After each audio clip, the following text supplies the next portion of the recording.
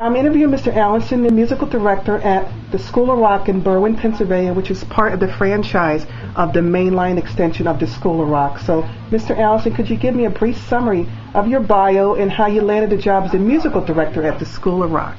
Sure. Well, I've been involved in music most of my life. Played in bands and several things when I was a teenager.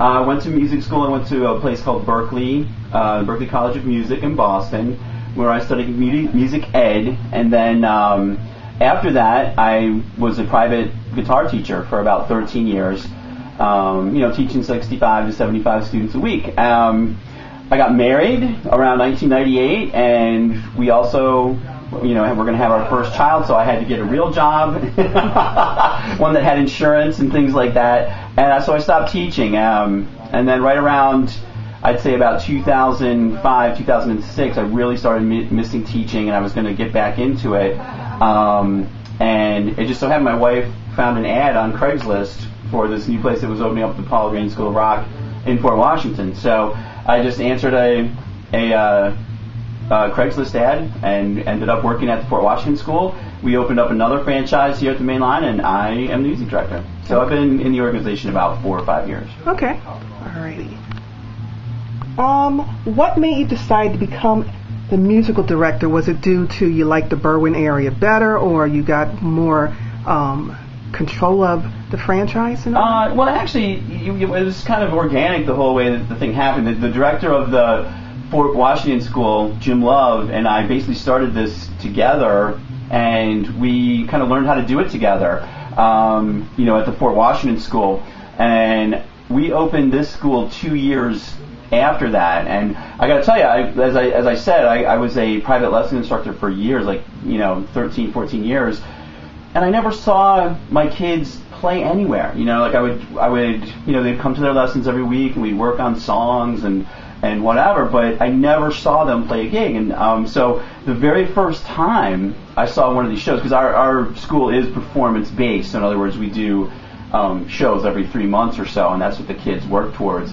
While they're learning music, and we use great classic rock songs to teach them about music. But anyway, I basically, the first time I saw them playing, we did a Who show. I'll never forget. It was the first show we did. I was practically crying watching these kids play these songs that they'd worked so hard on for 3 months, and I just knew right then that's what I wanted to do. So I kind of started scaling back my day job and started working towards making this my career.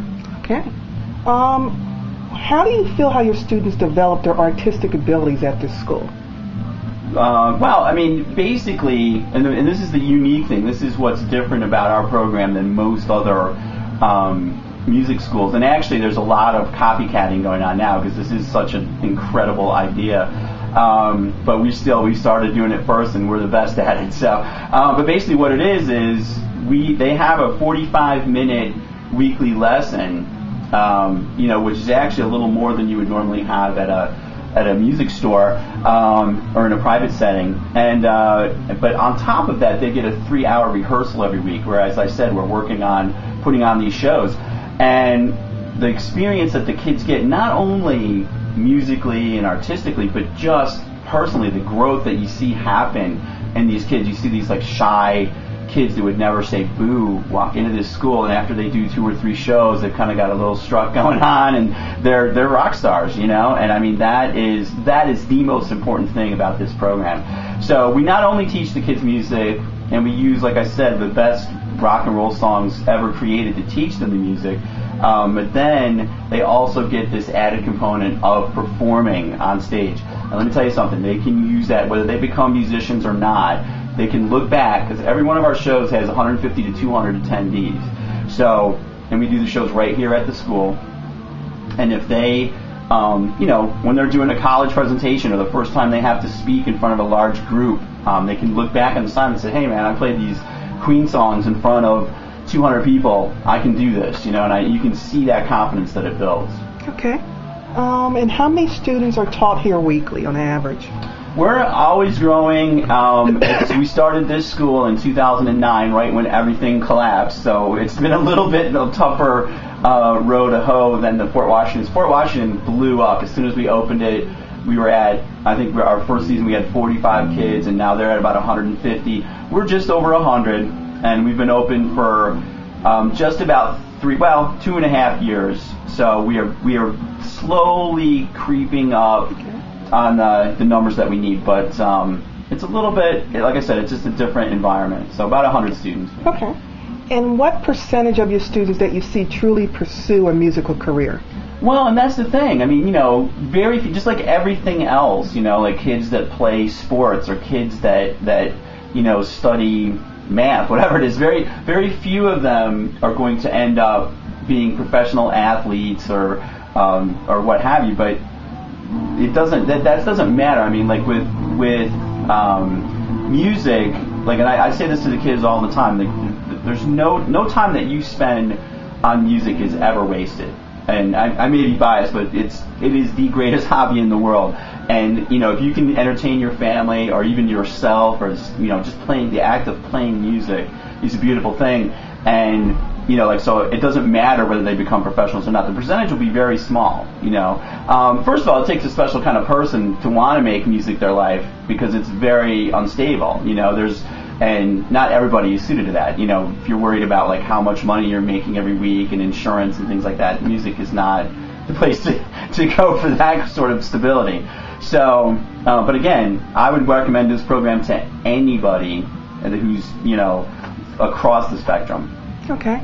Now, I know that you've had this in operation for a short period of time, but are there any ex-students that have opened their own franchise of the School of Rock? Not franchises yet. I mean, the system, the first school started in 1988, so the whole thing is about 10 years old, or just a little over 10 years old. The first one was actually right here in Philadelphia, and that's why you'll find a great, there's the greatest percentage of franchises in this area, because this is kind of where it started. But what we are experiencing, which is awesome, is we have quite a few kids that are teaching at the school now. So they've graduated from the program, they're in college now, and the ones that are going to school around here are actually working at the schools. And we encourage that. Okay. We'd love to have them come back. Okay.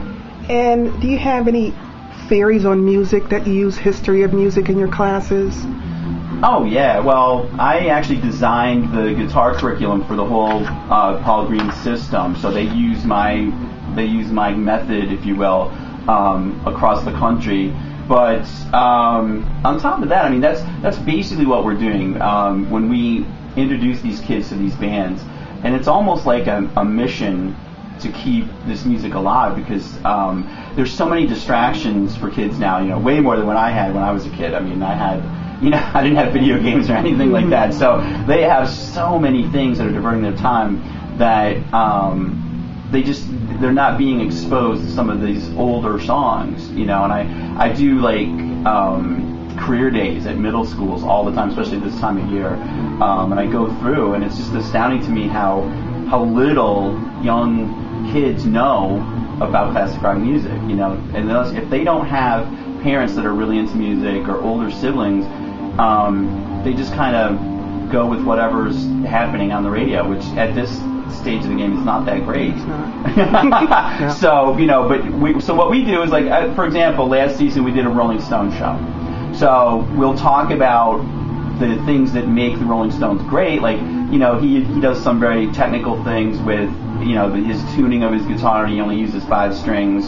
So we explore all that kind of stuff, but we also talk about the history of when the Rolling Stones started, and why they're important in rock music. So they do get a little bit of the history along with it, and we do that throughout all of our seasonal shows. Okay.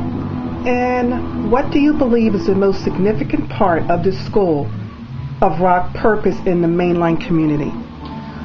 Well, I mean, in the community, I mean, it's interesting because, again, the most important thing and the most important component about this school is that performance component. When these kids actually have a goal that they're working towards, it becomes so much more of an experience for them, instead of just showing up to their lesson every week and the teacher says, well, yeah, you got that, and they never play it. You know what I mean? These guys have a goal. And the other side of it, too, is that it's kind of like, in a strange way, like team sports. So they'll actually are depending on one another, like, because basically how it works is the kids come in, I put them into the shows, I decide what shows we're doing, what songs we're playing, and then I put the kids in the shows, and then I actually put the kids on the songs. So they each song is like a little team.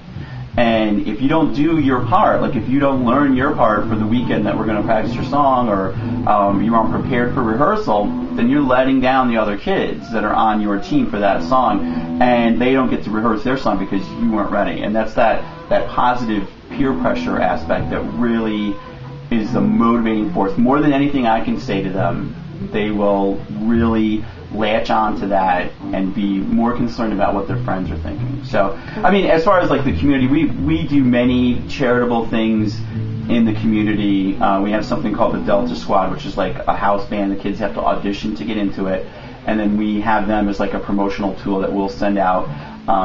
We've done many benefits here at the school, and we'll also go out and do gigs in the community as well. Okay.